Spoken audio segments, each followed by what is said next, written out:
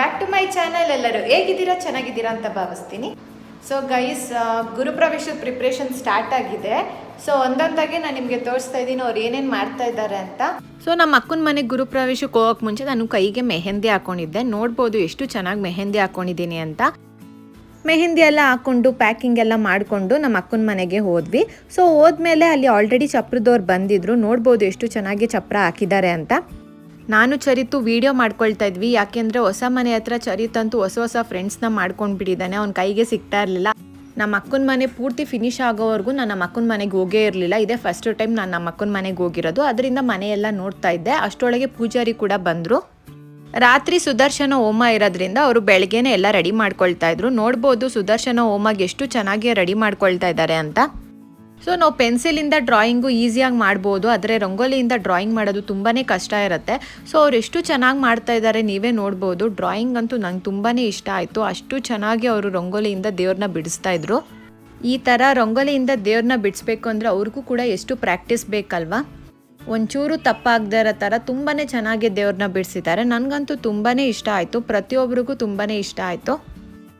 ಈ ಕಡೆ ಪೂಜಾರಿ ರಂಗೋಲಿ ಎಲ್ಲ ಮುಗಿಸೋದ್ರೊಳಗೆ ಸೀರಿಯಲ್ ಸೆಟ್ ಅವರು ಕೂಡ ಲೈಟ್ ಹಾಕಕ್ಕೆ ಬಂದಿದ್ರು. ಸೊ ಅವರು ಕೂಡ ಲೈಟ್ ಹಾಕೋಕ್ಕೆಲ್ಲ ಸ್ಟಾರ್ಟ್ ಮಾಡ್ಕೊಂಡಿದ್ರು. So finally Sudarshana Chakra drawing ಅಂತೂ ತುಂಬಾ ಚೆನ್ನಾಗಿ ಬಿಡಿಸಿದ್ದಾರೆ. ಸೊ ನಾವು ಯಾವುದೇ ಪೂಜೆ ಮಾಡ್ತೀವಿ ಅಂತ ಅಂದ್ರೂ ಗಣೇಶನ ಆಶೀರ್ವಾದ ಇಲ್ಲದೇನೆ ಯಾವ ಪೂಜೆ ಕೂಡ ಮಾಡೋಕ್ಕಾಗಲ್ಲ. ಸೊ ಇವಾಗ ಗಣೇಶನ ಡ್ರಾಯಿಂಗ್ ಕೂಡ ನೀಟಾಗಿ ಚೆನ್ನಾಗಿ ಬಿಡಿಸಿದ್ದಾರೆ, ನೀವೇ ನೋಡ್ಬೋದು.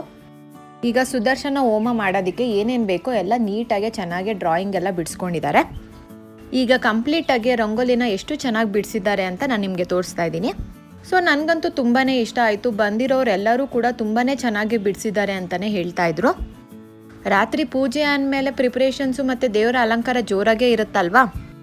ಸೊ ನಾವು ಕೂಡ ಮಧ್ಯಾಹ್ನ ಊಟ ಎಲ್ಲ ಮಾಡ್ಕೊಳ್ಳೋದ್ರೊಳಗೆ ಇನ್ನೂ ಇಬ್ಬರು ಬೇರೆ ಪೂಜಾರಿಗಳು ಬಂದರು. ಸೊ ಅವರು ಕೂಡ ಸತ್ಯನಾರಾಯಣ ಸ್ವಾಮಿ ಪೂಜೆಗೆ ಏನೇನು ಬೇಕೋ ಎಲ್ಲ ಅಲಂಕಾರ ಮಾಡ್ಕೊಳ್ಳೋಕ್ಕೆ ಸ್ಟಾರ್ಟ್ ಮಾಡಿಕೊಂಡ್ರು. ಲಕ್ಷ್ಮೀನಾರಾಯಣ ಎರಡೂ ಒಟ್ಟಿಗೆ ಕುಣಿಸ್ತಾ ಇದ್ದಿದ್ದು. ಈಗ ದೇವ್ರಿಗೆ ಸೀರೆ ಉಡ್ಸೋಕ್ಕೆಲ್ಲ ರೆಡಿ ಮಾಡ್ಕೊಳ್ತಾ ಇದ್ದಾರೆ. ಈ ಇಬ್ಬರು ಪೂಜಾರಿ ಕೂಡ ಕಾಮಿಡಿ ಮಾಡಿಕೊಂಡು ಫ್ರೆಂಡ್ಲಿ ಆಗಿನೇ ದೇವ್ರಿಗೆ ಅಲಂಕಾರಗಳೆಲ್ಲ ಮಾಡ್ತಾಯಿದ್ರು. ಸೊ ನಾವು ಕೂಡ ದೇವ್ರ ಅಲಂಕಾರಕ್ಕೆ ಏನೇನು ಬೇಕೋ ಎಲ್ಲ ಮುಂದೆಗಡೆನೇ ಇಟ್ಟಿದ್ವಿ, ಯಾಕೆಂದರೆ ಬೇಗನೆ ಅಲಂಕಾರ ಆದಮೇಲೆ ನಾವು ಕೂಡ ರೆಡಿ ಆಗೋಣ ಅಂತ. ರಾತ್ರಿ ಪೂಜೆ ಬೇಗ ಇರೋದ್ರಿಂದ ದೇವರ ಅಲಂಕಾರ ಆದಮೇಲೆ ನಾವು ರೆಡಿ ಆಗಬೇಕಾಯ್ತು. ಅದಕ್ಕೆ ಬೇಗ ಎಲ್ಲ ರೆಡಿ ಮಾಡ್ಕೊಂಡ್ಬಿಡೋಣ ಅಂತ ಪೂಜಾರಿ ಕೂಡ ಬೇಗ ರೆಡಿ ಮಾಡ್ಕೊಳ್ತಾ ಇದ್ರು. ನಾವು ಕೂಡ ಅವ್ರಿಗೆ ಏನೇನು ಬೇಕೋ ಎಲ್ಲ ರೆಡಿ ಮಾಡಿ ಕೊಡ್ತಾ ಇದ್ವಿ. ದೇವರ ಅಲಂಕಾರ ಮಾತ್ರ ತುಂಬಾ ಚೆನ್ನಾಗಿ ಮಾಡಿಕೊಟ್ಟಿದ್ದಾರೆ. ಪ್ರತಿಯೊಬ್ಬರು ಕೂಡ ದೇವರ ಅಲಂಕಾರ ಅಂತೂ ತುಂಬಾ ಚೆನ್ನಾಗಿದೆ ಅಂತಲೇ ಹೋಗ್ಲಿದ್ದಾರೆ. ಎಲ್ಲರೂ ಬೇರೆ ಬೇರೆ ಕೆಲಸದಲ್ಲಿ ಬ್ಯುಸಿಯಾಗಿದ್ವಿ, ಯಾಕೆಂದರೆ ಗುರುಪ್ರವೇಶ ಅಂದಮೇಲೆ ಎಲ್ಲರೂ ಒಂದೇ ಕೆಲಸ ಮಾಡ್ತಾಯಿದ್ರೆ ಕೆಲಸಗಳು ಬೇಗ ಆಗಲ್ಲ ಅಲ್ವಾ. ಎಲ್ಲರೂ ಬೇರೆ ಬೇರೆ ಕೆಲಸಗಳು ಮಾಡ್ತಾಯಿದ್ರೆ ಕೆಲಸಗಳೆಲ್ಲ ಬೇಗ ಮುಗಿಯುತ್ತೆ ಅಂತ ಎಲ್ಲರೂ ಬೇರೆ ಬೇರೆ ಕೆಲಸದಲ್ಲಿ ಬ್ಯುಸಿಯಾಗಿದ್ವಿ.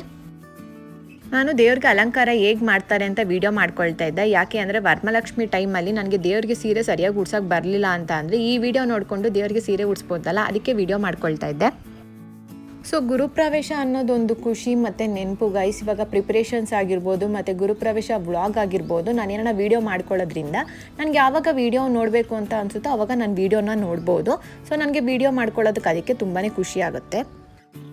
ಸೊ ಎಷ್ಟೇ ಬ್ಯುಸಿ ಇದ್ದರೂ ಕೂಡ ನನ್ನ ಕೈಯಲ್ಲಿ ಎಷ್ಟಾಗುತ್ತೋ ಅಷ್ಟು ವೀಡಿಯೋಸ್ಗಳೆಲ್ಲ ಮಾಡಿ ನಿಮ್ಮ ಜೊತೆ ನಾನು ವೀಡಿಯೋ ಶೇರ್ ಮಾಡ್ತಾಯಿದ್ದೀನಿ.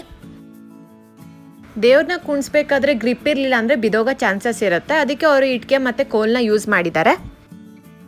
ಸೊ ಪೂಜಾರಿ ಇಟ್ಕೆ ಮತ್ತು ಕೋಲ್ ಯೂಸ್ ಮಾಡಿದ್ದಾರೆ ಅಂತಲೇ ಗೊತ್ತಾಗಲ್ಲ, ಅಷ್ಟು ಚೆನ್ನಾಗಿ ದೇವ್ರನ್ನ ಕುಣಿಸಿ ಡೆಕೋರೇಷನ್ ಎಲ್ಲ ಮಾಡಿದ್ದಾರೆ.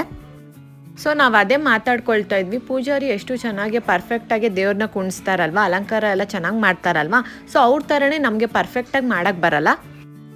ನಾವೆಷ್ಟೇ ವೀಡಿಯೋ ಮಾಡಿಕೊಂಡು ಎಷ್ಟು ಪರ್ಫೆಕ್ಟಾಗಿ ನೋಡ್ಕೊಂಡಿದ್ರು ಕೂಡ ಅವರಷ್ಟು ನೀಟಾಗಿ ಪರ್ಫೆಕ್ಟಾಗಿ ನಮಗೂ ಮಾಡೋಕ್ಕೆ ಬರಲ್ಲ. ಸೊ ಸ್ವಲ್ಪ ಟ್ರೈ ಮಾಡ್ಬೋದು ಬೇಕಂದರೆ.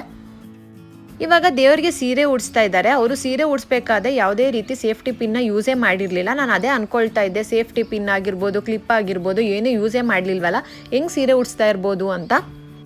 ಬಟ್ ಪರ್ಫೆಕ್ಟಾಗಿ ಸೀರೆ ಉಡಿಸಿದ್ದಾರೆ ಗೈಸ್, ತುಂಬಾ ಚೆನ್ನಾಗಿ ಕಾಣ್ತಾ ಇತ್ತು. ಸೊ ನಾವು ನಮ್ಮ ಅಕ್ಕನ ಮನೆಗೆ ಹೋದಾಗ ಇನ್ನೂ ಯಾರೂ ಜನಗಳು ಬರೋಕ್ಕೆ ಸ್ಟಾರ್ಟ್ ಆಗಿರಲಿಲ್ಲ. ಎಲ್ಲ ದೇವ್ರದ್ದು ಅಲಂಕಾರ ಆದಮೇಲೆ ಬರೋಕ್ಕೆ ಸ್ಟಾರ್ಟ್ ಆದರು. ಸೊ ಪೂಜಾರಿಗೆಲ್ಲ ದೇವ್ರಿಗೆ ಸೀರೆ ಉಡ್ಸೋದಕ್ಕೆ ಬೇಗನೆ ಬಂದ್ಬಿಡುತ್ತೆ, ಯಾಕಂದರೆ ಅವ್ರಿಗೆ ಪ್ರಾಕ್ಟೀಸ್ ಜಾಸ್ತಿ ಇರುತ್ತೆ. ಅದೇ ನಾವೇನಾರ ದೇವ್ರಿಗೆ ಸೀರೆ ಉಡಿಸ್ಬೇಕು ಅಂತ ಅಂದರೆ 1 hour ಮಾಡ್ತೀವಿ, ಇಲ್ಲಾಂದರೆ ಅರ್ಧ ಗಂಟೆ ಮಾಡ್ತೀವಲ್ವಾ. ಸೊ ಈ ಪೂಜಾರಿ ಅಂತೂ ದೇವ್ರಿಗೆ ಬೇಗನೆ ಸೀರೆ ಉಡಿಸ್ಬಿಟ್ರು. ದೇವ್ರಿಗೆ ಜಾಸ್ತಿ ಹೂವು ಹಾಕಬೇಕು ಅಂತ ಜಾಸ್ತಿ ಕೋಲೆ ಹಾಕಿದ್ದಾರೆ ಗೈಸ್. ಅವ್ರು ಎಲ್ಲೂ ಜಾಸ್ತಿ ಕೋಲ್ ಯೂಸ್ ಮಾಡಿದ್ದಾರೆ ಅಂತಲೇ ಗೊತ್ತಾಗಲ್ಲ, ಅಷ್ಟು ಚೆನ್ನಾಗಿ ಹೂವದಿಂದ ಅಲಂಕಾರ ಮಾಡಿ ಎಲ್ಲ ಕವರ್ ಮಾಡಿದರು. ಪೂಜಾರಿ ಸ್ವಲ್ಪ ಎಲ್ಪ್ ಮಾಡಮ್ಮ ಅಂದಾಗ ನಾನು ವಿಡಿಯೋ ಮಾಡೋದನ್ನ ಬಿಟ್ಟು ಅವ್ರಿಗೆ ಎಲ್ಪ್ ಮಾಡ್ತಾಯಿದ್ದೆ. ಕೆಲವೊಂದು ಟೈಮಲ್ಲಿ ಅವರು ದಾರ ಕಟ್ಟಬೇಕಾದ್ರೆ ಕೋಲ್ ಇಟ್ಕೋಬೇಕಾದ್ರೆ ಅವ್ರಿಗೆ ಇನ್ನೊಬ್ರು ಎಲ್ಪ್ ಬೇಕಾಗುತ್ತೆ. ಅದಕ್ಕೆ ಅವ್ರು ನನ್ನನ್ನು ಕರಿತಾ ಇದ್ರು, ಸ್ವಲ್ಪ ಕೋಲೆಲ್ಲ ಇಟ್ಕೋ ಅಮ್ಮ ಅಂತ. ಪೂಜೆ ಮುಗ್ದು 3 ಡೇಸ್ ಆಗಿದ್ರು ಕೂಡ ಒಂಚೂರು ಅಲ್ಲಾಡಿರಲಿಲ್ಲ, ಅಷ್ಟು ಚೆನ್ನಾಗಿ ಅವರು ದೇವ್ರನ್ನ ಕುಣಿಸಿದ್ರು. ದೇವ್ರಿಗೆ ಸೀರೆ ಎಲ್ಲ ಉಡ್ಸಾದ್ಮೇಲೆ, ಪಂಚೆ ಎಲ್ಲ ಉಡ್ಸಾದ್ಮೇಲೆ ಈಗ ಹೂವದಿಂದ ದೇವ್ರಿಗೆ ಅಲಂಕಾರ ಮಾಡ್ತಾ ಇದ್ದಾರೆ. ಸೊ ನೀವೇ ನೋಡ್ಬೋದು ಎಷ್ಟು ಹೂವದ್ದು ದಿಂಡೆಲ್ಲ ಯೂಸ್ ಮಾಡ್ತಿದ್ದಾರೆ ಅಲಂಕಾರ ಮಾಡೋದಕ್ಕೆ ಅಂತ. ಹೂವು ಎಲ್ಲ ಹಾಕಾದ್ಮೇಲೆ ನೀವೇ ನೋಡಿ ಎಷ್ಟು ಚೆನ್ನಾಗಿ ಅಲಂಕಾರ ಮಾಡಿದ್ದಾರೆ ಅಂತ. ಹೂವದಲ್ಲಿ ಡಿಫ್ರೆಂಟ್ ಹೆಸರುಗಳೆಲ್ಲ ಇತ್ತು ಗೈಸ್. ಕೆಲವೊಂದು ನಾನು ಕೇಳೇ ಇರಲಿಲ್ಲ, ಅದು ಪೂಜಾರಿ ಎಲ್ಲ ಹೆಸರು ಹೇಳ್ತಾ ಇದ್ರು. ಗುರುಪ್ರವೇಶ ಮುಗಿಯೋಕ್ಕೆ ಮುಂಚೆನೇ ಫ್ರಿಜ್ನೆಲ್ಲ ಎತ್ಕೊಂಡು ಹೋಗೋಕ್ಕಾಗಲ್ಲ ಅಲ್ವಾ, ಅದರಿಂದ ನಾವೇನು ಮಾಡಿದ್ವಿ ಅಂದರೆ ಒದ್ದೆ ಬಟ್ಟೆಯಲ್ಲಿ ನಾವು ಹೂವುಗಳೆಲ್ಲ ಹಾಕಿಟ್ಟಿದ್ವಿ. ಈ ಸಮ್ಮರಲ್ಲಂತೂ ಹೂವುಗಳೆಲ್ಲ ಬೇಗನೆ ಬಾಡೋಗುತ್ತೆ, ಅದಕ್ಕೆ ಒದ್ದೆ ಬಟ್ಟೆಯಲ್ಲಿ ನೀವು ಹೂವು ಹಾಕೋದ್ರಿಂದ ಹೂವುಗಳೆಲ್ಲ ಬಾಡೋಗಲ್ಲ. ಸೊ ನೀವೇ ನೋಡ್ಬೋದು ಹೂವು ಎಷ್ಟು ಫ್ರೆಶ್ ಆಗಿದೆ ಅಂತ.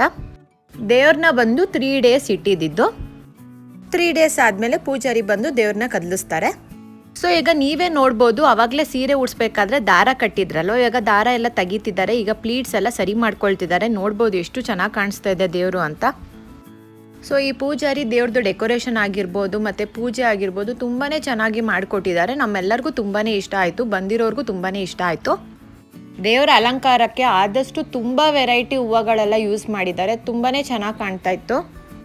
ಸೊ ನನ್ನ ಪ್ರಕಾರ ಏನು ಅಂದರೆ ದೇವ್ರಿಗೆ ಜಾಸ್ತಿ ಹೂವು ಹಾಕಿ ಪೂಜೆ ಮಾಡಬೇಕು, ಯಾಕೆಂದರೆ ನನಗೆ ದೇವ್ರ ಅಲಂಕಾರ ಮಾಡೋದಂದರೆ ತುಂಬಾ ಇಷ್ಟ ಆಗುತ್ತೆ. ಸೊ ಪೂಜಾರಿ ಜಾಸ್ತಿ ಹೂವು ಹಾಕಿದ್ರಲ್ಲ, ಅದರಿಂದ ನನಗೆ ದೇವ್ರು ತುಂಬಾ ಇಷ್ಟ ಆಯಿತು.